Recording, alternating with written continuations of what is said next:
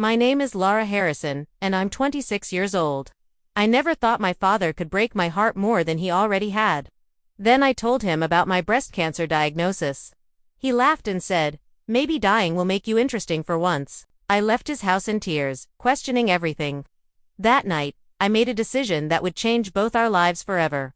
I canceled the monthly payments that had been supporting his comfortable retirement for years. He never saw it coming. Let me know where you're watching from in the comments below. If my journey of standing up to a toxic father while fighting cancer resonates with you, hit that subscribe button to join me as I share how I found my voice when I had nothing left to lose.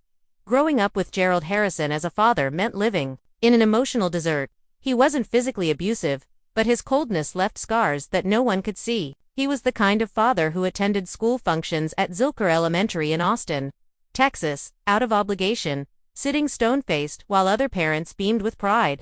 My achievements were met with nods and immediate questions about what I could have done better. I remember bringing home straight A's in 7th grade, practically floating with pride as I showed him my report card. He glanced at it and said, "Michael's kid is taking advanced classes. When will you be ready for those?" I tucked the report card away, the joy evaporating like morning dew under Austin's harsh summer sun. My mother, Susan, had been the buffer between us. She would celebrate my victories in secret, whispering her pride when Dad wasn't around. "He loves you," she would insist. "He just doesn't know how to show it." I believed her because I needed to. Then came the worst day of my life. I was 14 when Mom died of an aneurysm, sudden and devastating. One morning she was making breakfast tacos in our Hyde Park bungalow, humming along to Willie Nelson, and by afternoon she was gone. The light in our home died with her. Dad retreated further into himself after that. He threw himself into his engineering job at a tech firm in Austin's booming tech scene, often not coming home until I was already in bed. We existed in the same space, but rarely connected. I became self-sufficient out of necessity, learning to cook, do laundry, and manage homework without guidance. I essentially raised myself through high school at Austin High. Still, I desperately wanted his approval. I graduated valedictorian, earned a full scholarship to the University of Texas at Austin, and completed my degree in English with honors. Each achievement was a pebble tossed into the bottomless well of his indifference. After college, I secured a position as a technical writer for a software startup in downtown Austin. The job paid well, but left my creative soul starving. I dreamed of writing novels, crafting worlds and characters that would move people. At night, I worked on my manuscript in my small South Congress apartment, while my day job funded both my life in Austin and, increasingly, my father's. Dad had been laid off at 57, too young for full retirement benefits, but old enough to face age discrimination in Austin's competitive job market. I couldn't bear to think of him struggling despite our strained relationship. So, I started sending money home first, small amounts, then more substantial sums as my career progressed. By 26, I was sending him $2,000 monthly, nearly a third of my income, funding his comfortable retirement, including a remodeled kitchen with quartz countertops in the house I grew up in, now a pristine relic of my childhood maintained by my dollars. Through it all, my best friend Jessica remained my emotional anchor. We'd met in college when we were paired as roommates at UT Austin. She was studying psychology and could see through my everything's fine facade from day one. "Your dad's approval is fool's gold, Laura," Jessica told me over wine in my apartment the night before my diagnosis. "You keep digging, but the vein is empty. It always has been." I remember touching my right breast absent-mindedly that night, feeling the small, hard lump I'd been ignoring for weeks. Fear had kept me from making the appointment. But Jessica's insistence finally pushed me to call the doctor. The biopsy results came back positive. Stage 2 breast cancer. The doctor, a compassionate woman named Dr. Samantha Mitchell at Del Seton Medical Center, laid out the treatment plan with gentle directness. Chemotherapy would start immediately, followed by surgery and possibly radiation.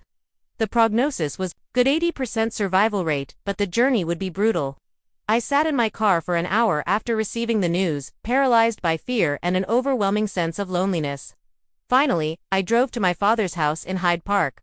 I hadn't told anyone yet, not even Jessica. Some childish part of me still believed that in this moment of genuine crisis, my father would finally be the parent I needed. His house was the same one I'd grown up in, now immaculately maintained with my financial support. He'd recently had the kitchen remodeled, a project I'd funded. The quartz countertops gleamed as I sat at the kitchen table. Hands wrapped around a mug of coffee from Joe's Coffee I couldn't drink. "I have something to tell you," I said, my voice surprisingly steady. Dad looked up from his Austin American Statesman, annoyed at the interruption. "What is it?" "I have breast cancer. Stage 2. I start chemotherapy next week." Waited for the shock, the concern, perhaps even the comfort I'd craved my entire life. Instead, his face remained impassive for a moment before a small, cruel smile appeared. "Maybe dying will make you interesting for once," he said, then chuckled and returned to his newspaper. The mug slipped from my hands, coffee splashing across the table. He cursed at the mess while I sat frozen, his words echoing in my ears. I grabbed my purse and left without cleaning up or saying goodbye. The drive home passed in a blur of tears.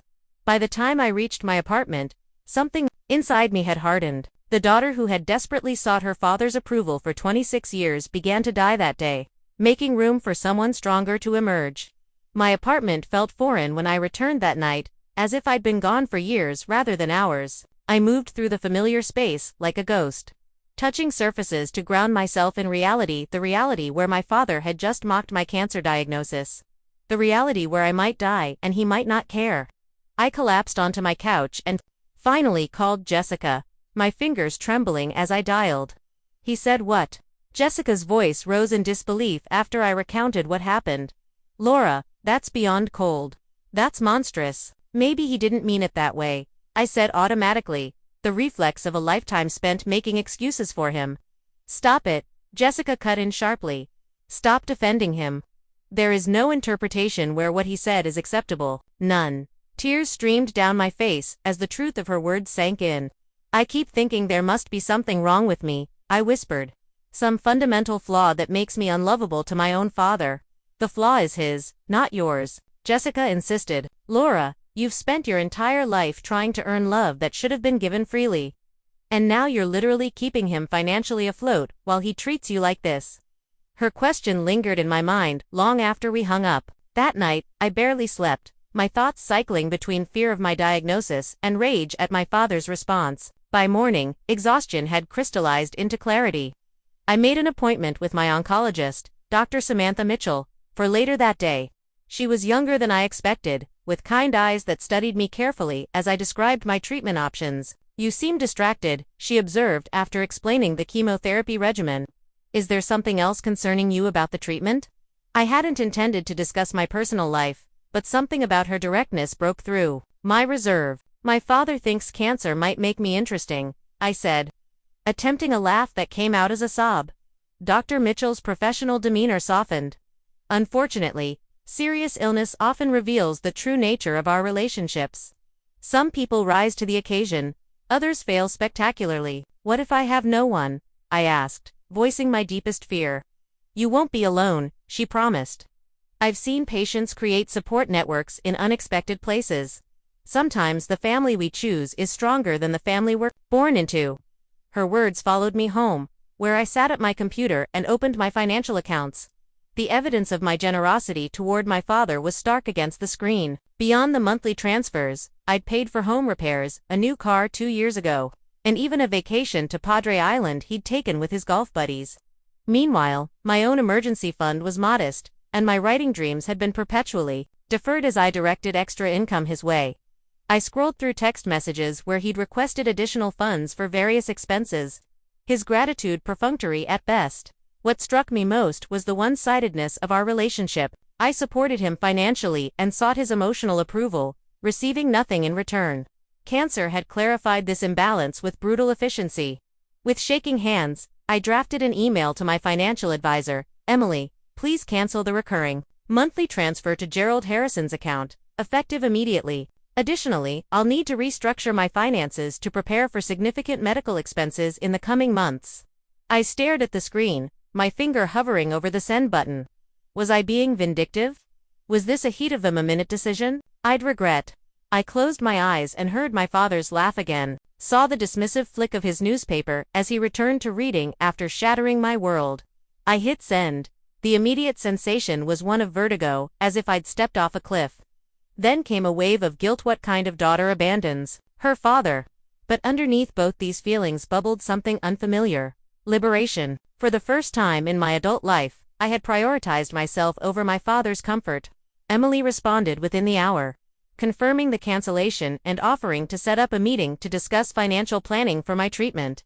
I closed my laptop and took a deep breath, uncertain whether I had just made the bravest or most foolish decision of my life.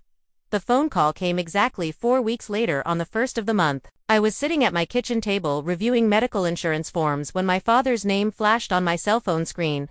My stomach lurched, but I answered with a calm I didn't feel. "What the hell is going on?" Gerald barked without preamble. The money didn't come through. I took a steadying breath. "I've cancelled the transfers."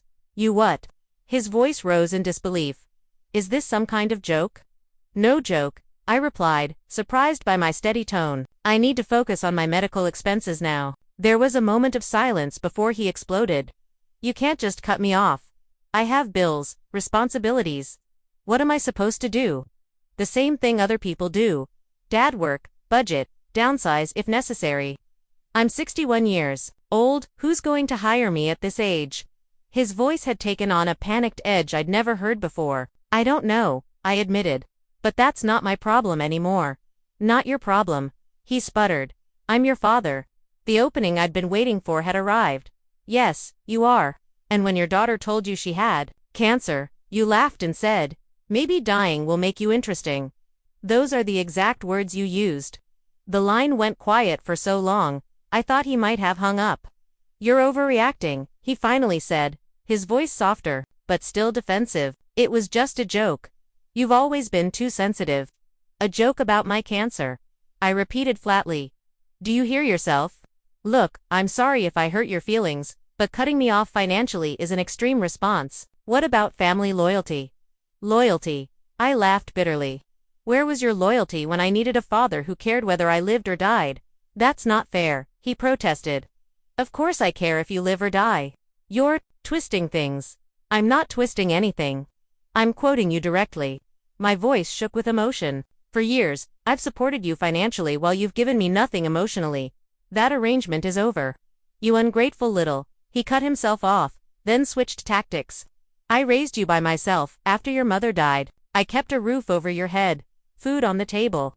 You did the bare minimum legally required of a parent, and now you want a medal for it.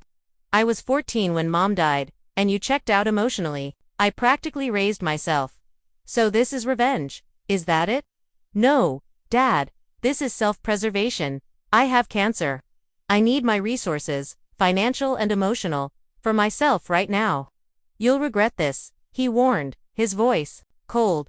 "When you come to your senses, don't expect me to forgive so easily. Goodbye, Dad." I hung up and placed my phone on the table, half expecting it to ring immediately. Instead, an hour of blessed silence passed before the next call came, not from my father, but from his sister, my Aunt Linda. "Laura, what's this about you cutting your father off?" Linda's voice was concerned, but measured. She had always been the diplomatic one in the family. "Did he tell you why?" I asked. "He said you had some medical issues and were being irrational because of stress. He's worried about you." I laughed humorlessly. "Did he mention that the medical issue is cancer, or what he said when I told him about it?" "Cancer," Linda gasped. "No, he didn't say anything about cancer." "Laura, what's going on?" I told her everything, the diagnosis, my father's response, and my decision to stop supporting him financially. As I spoke, her initial sympathy for her brother audibly shifted. "That doesn't sound like Gerald," she said weakly when I finished. "It's exactly like him, Aunt Linda. You just haven't been on the receiving end of it." She was quiet for a moment. "I'm so sorry, Laura, about the cancer and about my brother's behavior. What can I do to help?" Her genuine concern brought tears to my eyes. "Just knowing you believe me helps more than you know." After we hung up, my phone began buzzing with notifications. The family grapevine was clearly active. Cousins I rarely spoke to sent awkward well wishes about my diagnosis. An uncle left a voicemail suggesting I not make hasty financial decisions during this difficult time. My father's best friend texted to remind me that family is forever. The implicit message was clear. I was breaking an unspoken rule by withdrawing support from my father regardless of his behavior. The expectation was that I would continue to bear his emotional abuse while funding his lifestyle. Simply because we shared DNA. By evening, I was emotionally drained but resolute. I silenced my phone and tried to focus on what lay ahead. Tomorrow would be my first chemotherapy session at Del Seaton Medical Center. My father had called again, leaving a message saying he would be there for me during my treatment if I reconsidered my rash decision. The transparent manipulation only strengthened my resolve. I went to bed early, setting my alarm for the chemotherapy appointment I would attend alone. As I drifted toward sleep, I realized I was more afraid of the cancer than I was of facing life without my father's approval. Somehow, that felt like progress. The chemotherapy center was aggressively cheerful, with bright artwork from Austin's Doherty Arts Center on the walls and nurses whose smiles seemed permanently affixed. I was guided to a recliner chair in a room full of similar chairs, each occupied by people in various stages of treatment. Some looked relatively healthy, others wore the unmistakable mask of advanced illness. I wondered which group one belonged to, or if I existed in some liminal space between wellness and devastation. A nurse named Michael explained the procedure as he inserted the four into my arm. The first treatment is often the hardest because you don't know what to expect, he said kindly. Everyone reacts differently, but don't be a hero. If you feel sick, dizzy, or uncomfortable in any way, let us know immediately. I nodded, watching the clear liquid drip into my veins. It looked so innocuous, like water or saline, yet it was powerful enough to kill rapidly dividing cells throughout my body. Cancer cells. Yes, but also hair follicles, stomach lining, and bone marrow. Salvation and poison in one colorless package. The first few hours were anticlimactic. I sat reading a novel, occasionally chatting with Michael or the elderly woman in the chair next to mine. By evening, however, the nausea hit with breathtaking intensity. I barely made it to my bathroom at home before violently emptying the contents of my stomach. This continued through the night, leaving me weak and shaking by morning. The following days established a brutal pattern. I would feel almost normal for a day or two after treatment, then crash into a valley of fatigue, nausea, and bone-deep pain that made even lifting my head from the pillow an act of supreme will. Working became increasingly difficult. My supervisor at the tech startup was understanding, allowing me to work remotely on my good days and take sick leave on the bad ones. But the quality of my writing suffered, and the novel manuscript I'd been nurturing gathered digital dust. On my laptop, Dr. Mitchell monitored my progress closely, adjusting medications to help manage side effects. During one particularly difficult appointment, she noticed my deteriorating spirits. "You're going through this alone," she observed. It wasn't a question. I nodded, too tired to elaborate. "Have you considered keeping a journal?" she suggested. Many patients find it therapeutic to document their experience. "I'm a writer," I said with bitter irony. Or, I was before cancer decided to occupy all my creative energy. "Then write about cancer," she said, simply. "Write about what it's taking from you, what it's showing you, how it's changing you. Write the truth." The idea took root, though I didn't act on it immediately. I was too busy surviving. 3 weeks into my treatment, my father showed up unannounced at my apartment. I hadn't spoken to him since our phone confrontation, though he'd left several messages vacillating between guilt trips and awkward offers of support. I looked terrible, gaunt, pale, with noticeable thinning hair, and part of me wanted to refuse to open the door, but curiosity won out. "You look awful," were his first words as he entered my living room. "Cancer will do that," I replied, flatly. "Why are you here, Dad?" He set a casserole dish on my coffee table. "Your Aunt Linda made this. She said you might not be eating properly." I glanced at the dish, momentarily touched by Linda's thoughtfulness, if not by my father's delivery method.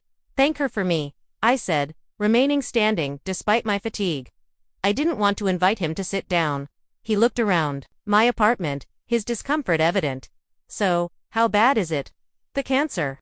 Stage 2. The prognosis is good if the treatment works." He nodded as if confirming a business transaction. "And the treatments are expensive, I imagine." And there it was, the real reason for his visit. Not concern for my health, but concern for his financial situation. "Yes, they are," I said, offering nothing more. "Look, Laura," he began, clearly rehearsed. "I know I said something thoughtless when you told me your diagnosis." I was shocked and didn't know how to respond. People say stupid things when they're caught off guard. It was as close to an apology as he'd ever given me, but it rang hollow. "You laughed, Dad. You made a joke about me dying." He waved his hand dismissively. "You're overreacting." It was a poor choice of words, I admit, but to cut me off financially over one comment seems extreme. It wasn't one comment, I said, my voice rising despite my intention to remain calm. It was a lifetime of comments, a lifetime of emotional neglect, capped off by the cruelest thing you could possibly say in that moment. Everyone has complaints about their parents, he countered. You don't see them all cutting financial ties when things get tough. Most parents don't mock their children's cancer diagnosis. He sighed heavily, as if dealing with a difficult child.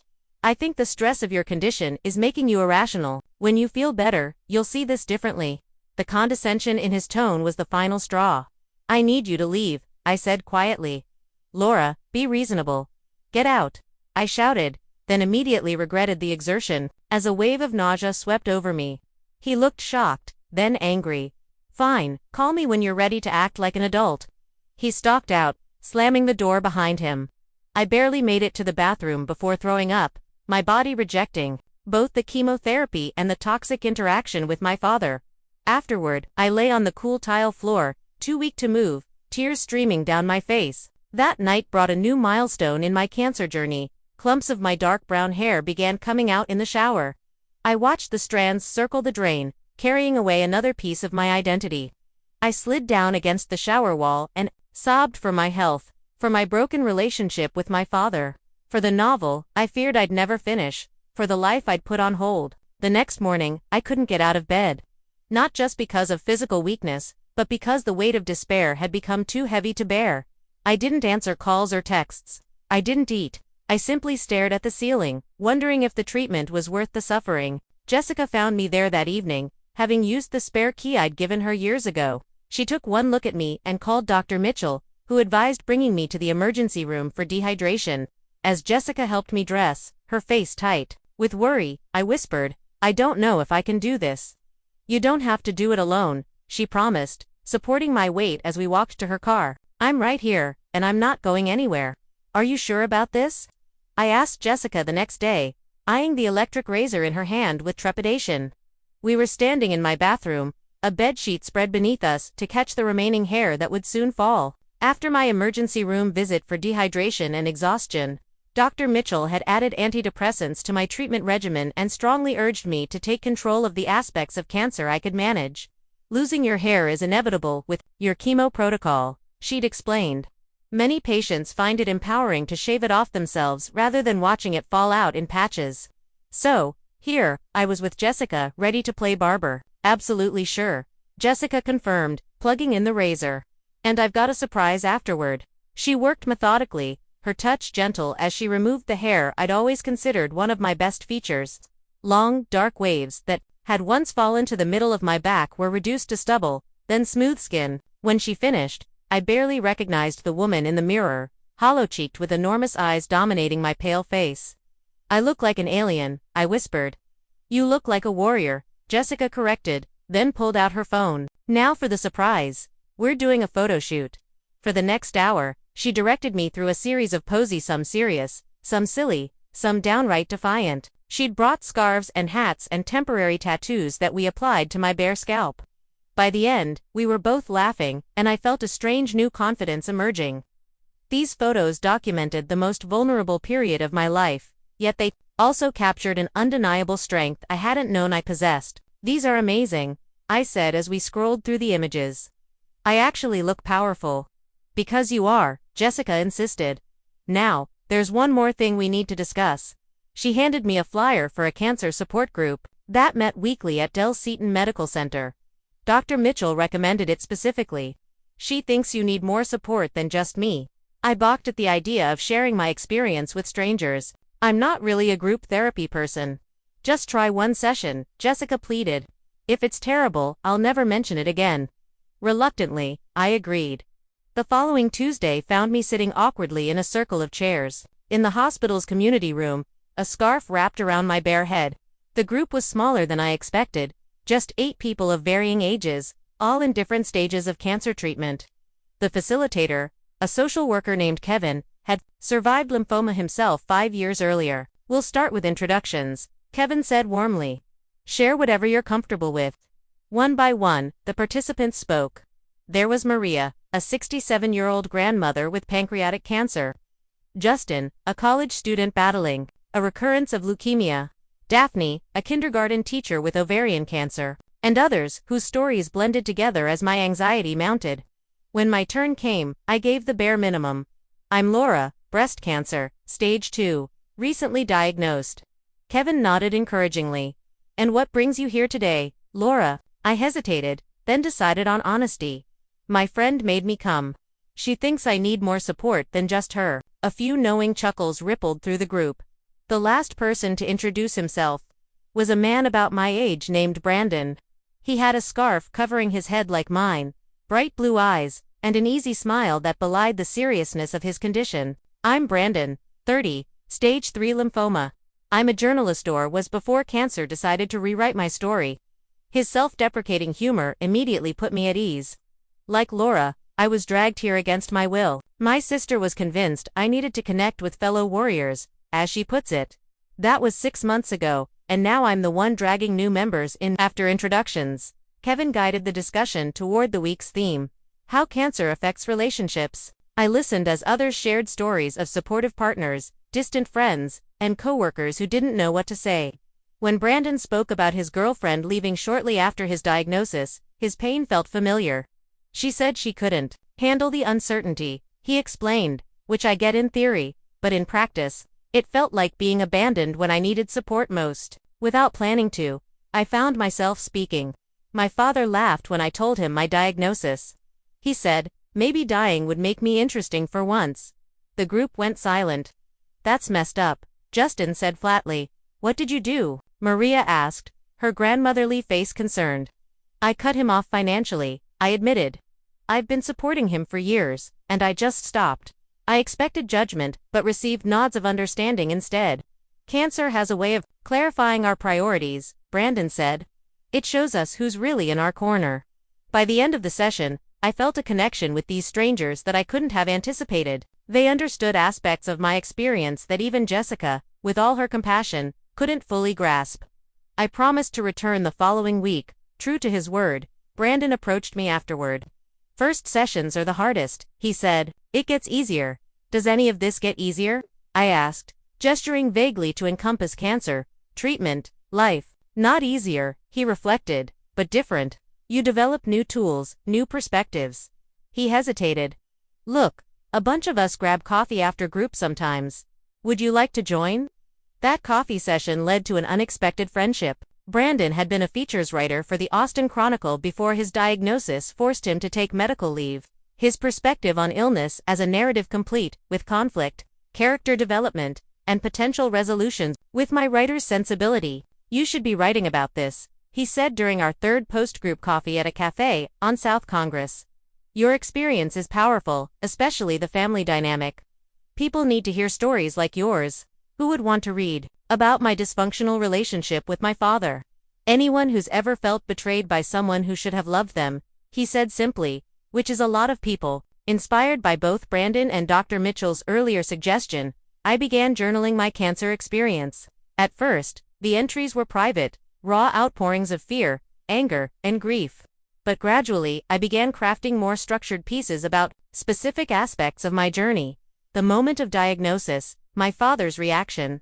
The first chemotherapy session, the head-shaving ritual with Jessica. I shared these writings with my support group, reading them aloud during our sharing time. Their responses were overwhelmingly positive. You put into words exactly how I felt, Daphne said after I read a piece about the strange limbo of waiting for test results. I could never articulate it like that. You should publish these, Maria suggested. They could help so many people. Brandon, with his journalism background, offered more concrete assistance. Let me help you set up a blog, he proposed.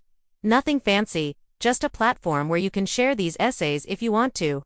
Together, we created the Cancer Chronicles, Surviving Disease and Dysfunctional Family. I published my first post about the head-shaving experience with trembling fingers. Unsure if anyone beyond our small group would care. The response was immediate and overwhelming. Comments flooded in from cancer patients, survivors, and family members. Many shared their own stories of relationship strain during illness. Some thanked me for articulating feelings they hadn't been able to express. Others simply offered solidarity and support. 2 weeks and 5 blog posts later, I received An email that would change the trajectory of my life. Dear Ms. Harrison, my name is Emily Coleman from Longhorn Literary Agency. A colleague forwarded me your blog, The Cancer Chronicles, and I was deeply moved by your powerful writing and unique perspective on illness and family dynamics. If you've ever considered expanding your blog into a book-length memoir, I would be very interested in discussing representation. Sincerely, Emily Coleman. I stared at the screen in disbelief, then immediately called Brandon. Is this real? I asked, reading him the email. Do literary agents just email random bloggers? When the random blogger is as talented as you, apparently they do, he replied, his excitement palpable even through the phone. Laura, this is huge. For the first time since my diagnosis, I felt a spark of hope that transcended my medical prognosis. Cancer had derailed my dreams of writing fiction, but perhaps it had opened a different door instead.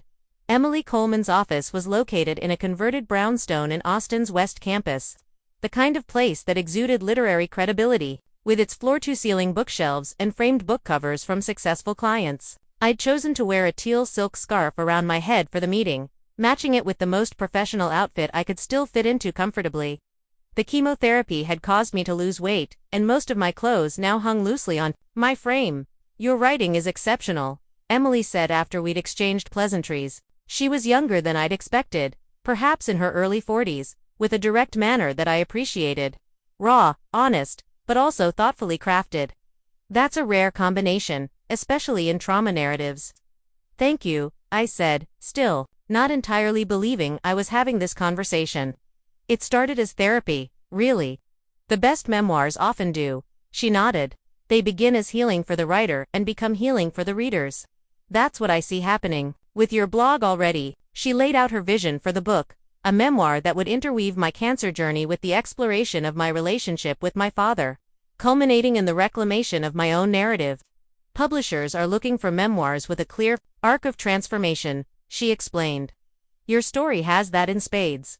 You're not just fighting cancer, you're fighting for your sense of self-worth and autonomy. By the end of our meeting, I had signed with Longhorn Literary Agency.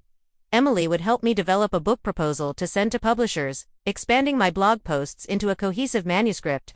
I floated out of her office, dizzy with possibility. Brandon was waiting at a nearby cafe on South Congress, eager to hear how the meeting had gone. His cancer treatment had been progressing alongside mine, though his more advanced stage required a more aggressive approach. Despite this, he'd become my most consistent supporter outside of Jessica. I have an agent, I announced, sliding into the chair across from him. An actual literary agent who thinks people would want to read my story. Of course they would, he said, his smile genuine despite the fatigue evident in his eyes. You're living through the hero's journey in real time. People connect with that. Over the following weeks, I divided my limited energy between cancer treatment, working on the book proposal with Emily, and maintaining my blog. Brandon often joined me at coffee shops when both of us felt well enough, his journalistic experience proving invaluable as I structured my narrative. We'd work for as long as our strength allowed, sometimes talking for hours, sometimes sitting in comfortable silence. Our relationship evolved naturally from support group acquaintances to friends to something more complex. Neither of us labeled it, aware that our medical situations made everything tentative, but his presence became a comfort I increasingly relied on, and I suspected the feeling was mutual. Then came the setback. 3 months into my treatment, Dr. Mitchell called me into her office, her expression more serious than usual. The tumor isn't responding to the chemotherapy as well as we'd hoped, she explained, showing me scan images I couldn't interpret but could sense were problematic. It's reduced in size, but not significantly enough. What does that mean? I asked, Brandon's hand finding mine as we sat across from her desk. He'd come with me to the appointment, something we'd started doing for each other, when possible. It means we need to adjust our approach, she said. I'm recommending a more aggressive chemotherapy combination and moving up the timeline for surgery. The intensified treatment hit me like a freight train. The nausea became nearly constant, and fatigue so profound I could barely lift my head from the pillow on bad days. Jessica and Brandon created a schedule between them, ensuring I was never alone for too long. They took turns driving me to appointments, stocking my refrigerator, and simply sitting with me when that was all I could manage. Despite my physical deterioration, work on the book proposal continued. Emily had secured interest from several publishers who were excited by the sample chapters I'd provided. On my better days, I wrote from bed, my laptop balanced on a pillow, capturing the intensified struggle in real time. Use it, Brandon encouraged when I worried that my worsening condition would derail the project. Write about this part, too. The setbacks are as important as the triumphs in your story.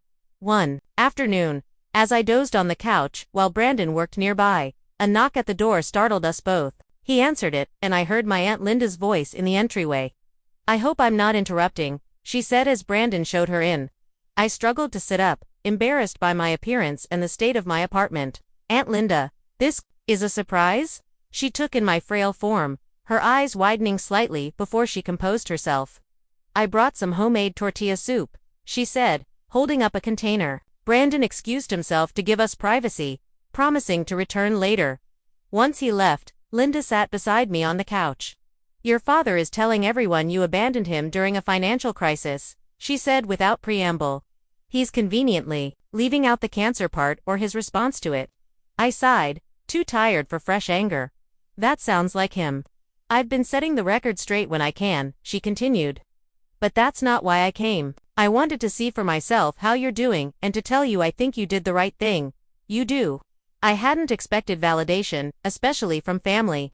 Gerald has always been self-centered, even as a child. Your mother balanced him out, kept his worst tendencies in check. After she died, she shook her head sadly. "I should have done more to help you then. I'm sorry I didn't." "You had your own family to worry about," I said, absolving her of guilt she didn't deserve. Still, I knew who my brother was. "I should have checked on you more." She reached for my hand. "But I'm here now, if you'll let me help." Her support arrived at a critical juncture as I was beginning to doubt my ability to continue fighting on all fronts. Having a family member, especially one from my father's side, validate my experience gave me renewed strength.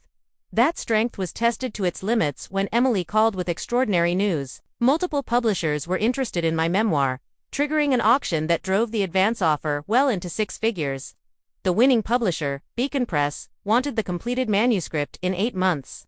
"It's an ambitious timeline," Emily admitted, "especially given your health situation. We can try to negotiate for more time if needed." "No," I said firmly. "I can do this." What I didn't say was that the deadline gave me something concrete to live for, a reason to endure the brutal treatments. The contract was signed the same week Dr. Mitchell informed me that surgery could no longer be delayed. The tumor had finally responded to the intensified chemotherapy, shrinking enough to make a lumpectomy with sentinel lymph node biopsy, the recommended next step. "After surgery, we'll know more about whether radiation will be necessary," she explained. "The pathology report will tell us if the cancer has spread to your lymph nodes." As I signed the surgical consent forms, I felt a strange doubling of my life, one half fighting for physical survival, the other half creating something that would outlive me if the fight was lost. The book contract felt like insurance that my voice would be heard regardless of the medical outcome. The night before surgery, Brandon came to stay at my apartment. We'd grown increasingly close during our parallel cancer journeys. Though both of us had been cautious about defining our relationship, too much uncertainty clouded our futures to make promises neither of us knew we could keep. "Are you nervous?" he asked as we sat on my small balcony, watching the sunset over Austin. "Terrified," I admitted. "Not just about the surgery itself, but what they might find." He nodded, understanding the weight of that uncertainty. "Whatever they find, we'll deal with it." I asked, meeting his gaze. He took my hand, his thumb tracing gentle circles on my skin. "Yes, you want there to be a we." "I do," I whispered, "but it's not fair to you. My future is so uncertain right now." "Everyone's future is uncertain," he countered. "My cancer is more advanced than yours. If anyone's being unfair here, it's me." I laughed despite myself. "Are we really competing over who has the more inconsiderate cancer?" He smiled, the expression lighting up his toothed face. "I just know that however much time we have, whether it's months or decades, I want to spend it with you." That night, we slept side by side, finding comfort in simple proximity. In the morning, he drove me to the hospital where Jessica was waiting. The two most important people in my life would be there when I woke from surgery, whatever news awaited, as the anesthesia began to take effect. My last conscious thought was of the manuscript waiting to be written, a testament to survival in its many forms. The first thing I became aware of was the steady beeping of monitors. Then came the soreness in my chest, a dull, persistent ache beneath the fog of pain medication. I struggled to open my eyes, finally managing to focus on the figures surrounding my hospital bed. Jessica was closest, her face breaking into a relieved smile when she saw me awake. Brandon stood beside her, looking exhausted but happy, and, to my surprise, Dr. Mitchell was there, too, still in surgical scrubs. "Welcome back," Dr. Mitchell said, checking the monitors. "The surgery went well. We removed the tumor and 3 sentinel lymph nodes," I croaked, my throat dry from intubation. "Preliminary reports look good," she said cautiously. "The tumor margins were clear, which means we got all of the visible cancer. We'll know more when the full pathology report comes back, but I'm cautiously optimistic." I nodded, too overwhelmed for words. Jessica squeezed my hand while Brandon wiped away tears I hadn't realized I was shedding. "You did great," Jessica whispered. "Rest now. We'll be here when you wake up again." The next few days passed in a blur of pain management, brief walks around the hospital floor, and visits from the support group members who had become like family. Maria brought homemade blankets for both Brandon and me. Justin made a playlist of recovery songs. Daphne brought a stack of novels to distract me during the long hospital hours. On the 3rd day, Dr. Mitchell arrived with the complete pathology report. "The lymph nodes show no sign of cancer cells," she announced. "That's the best news we could hope for at this stage." "What does that mean going forward?" Brandon asked, having appointed himself my medical information tracker. "It means we caught it before it spread beyond the breast tissue," she explained. "I'm still recommending a course of radiation to ensure we eliminate any microscopic cancer cells that might remain. But your prognosis is excellent. Over 90% chance of complete recovery." The wave of relief that washed over me was so powerful I thought I might float away with it. For the first time since my diagnosis, I allowed myself to fully imagine a future finishing my book, perhaps even writing more books after that. A future that might include Brandon, whose own latest scans had shown significant improvement. On the day of my discharge, as Jessica helped me pack my few belongings, a nurse appeared at my door. "You have another visitor," she said. "A gentleman who says he's your father. Should I send him in?" I froze, unprepared for this development. Jessica looked at me questioningly. "It's your call," she said. "I can tell him you're not up for visitors." I considered the option, tempted to avoid the confrontation. But something in me had changed during my hospital stay near death clarity. Perhaps. "No, I'll see him," I decided. "But, would you stay?" Jessica nodded, squeezing my hand before taking a seat in the corner of the room. Present but giving us space, Gerald Harrison looked older than he had during his visit to my apartment just months earlier. His hair seemed grayer, his posture less rigid. He carried a small potted plant that looked like it had been hastily purchased from the hospital gift shop. "Laura," he said, hovering awkwardly at the foot of my bed. "Your Aunt Linda told me about the surgery." I nodded, waiting. For once, I wouldn't make this easy for him. "I brought you this," he said, setting the plant on the bedside table. "The saleswoman said it's easy to care for." "Thank you," I said neutrally. He cleared his throat. "How did it go, the surgery?" "The prognosis is good. No cancer in the lymph nodes." Relief flickered across his face. "That's good. That's really good." An uncomfortable silence stretched between us. "Why are you here, Dad?" I finally asked. He sighed heavily, seeming to deflate. "I've been doing a lot of thinking since our last conversation. Linda has been quite vocal about her opinions of my behavior. I could imagine. Aunt Linda had become fiercely protective of me since her visit. I wasn't a good father to you after your mother died," he continued, the admission clearly difficult for him. "I was drowning in my own grief and didn't know how to help you with yours." "That's not an excuse, just context." I nodded, acknowledging his words without absolving him. "When you told me about your cancer, I reacted terribly. I was scared, and I lashed out. It's what I've always done." "But that doesn't make it okay." "No, it doesn't," I agreed. "I don't expect you to forgive me or to start supporting me again," he said. "I just wanted you to know that I am sorry, truly sorry for what I said and for not being the father you deserved." It wasn't a perfect apology. It didn't erase decades of emotional neglect or the cruel words he'd spoken at my most vulnerable moment. But it was, perhaps, the most honest conversation we'd ever had. "I appreciate you saying that," I said carefully. "I can't promise anything right now, but maybe we can start with occasional phone calls and see where it goes." He nodded, accepting these limited terms with unexpected grace. "I'd like that?" After he left, Jessica moved to my side. "Are you okay?" Surprisingly, yes. I don't feel responsible for his feelings anymore. Whatever relationship we have going forward will be on my terms, not his. 6 months later, I stood in Book People in downtown Austin, staring at a display featuring my newly published memoir. Maybe Dying Will Make You Interesting: A Cancer Survivor's Guide to Finding Your Voice. The cover featured one of the photos. Jessica had taken the day we shaved my head me with a defiant smile, scarf askew to reveal my bare scalp. The journey to this moment had been arduous.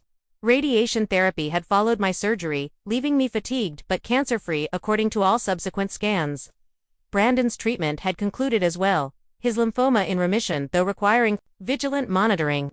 We had moved in together 3 months earlier, our shared experience of illness creating a bond that neither of us had expected but both treasured.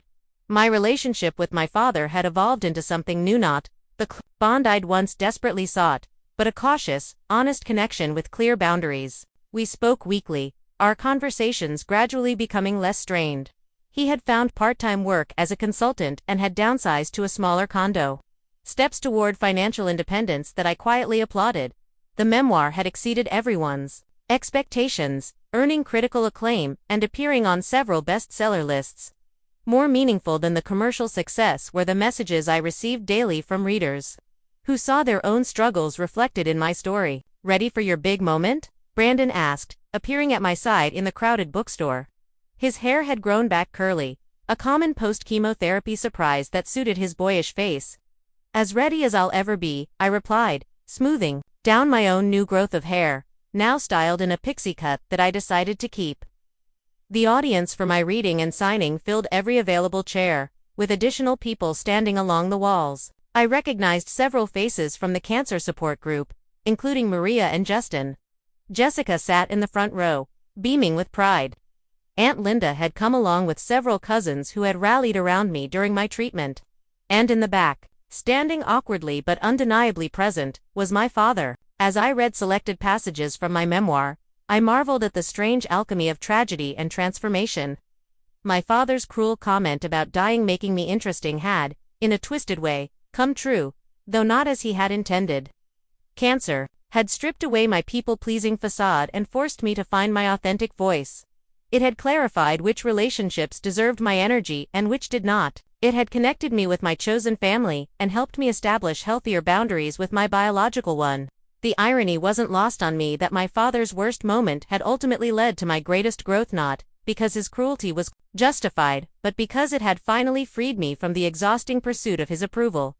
After the reading, as I signed books and chatted with readers, I caught sight of my father hanging back, watching. When our eyes met, he gave a small nod that contained both acknowledgement and respect. Something I'd sought my entire life but had finally stopped needing to be whole. "Your story gave me courage to stand up to my own toxic family," one reader told me as I signed her copy. "I never thought I could set boundaries until I read about your journey." "We're all stronger than we know," I told her, believing it with my whole heart. Sometimes it takes losing everything to discover what we're truly made of. Later that night, surrounded by Brandon, Jessica, and friends from the support group, I celebrated not just the book launch but the anniversary of my final cancer treatment. As we raised our glasses in a toast, I reflected on how my father's cutting remark had indeed made me interesting, not because I was dying, but because I had chosen to live on my own terms. What painful relationships have you had to set boundaries within your life? Has a health crisis ever clarified your priorities? I'd love to hear your stories in the comments below. If my journey resonated with you, please hit that subscribe button and share this video with someone who might need to hear that it's never too late to reclaim your narrative. Thank you for joining me today. And remember, sometimes our greatest strength emerges from our deepest wounds. Until next time, take care of yourselves and each other.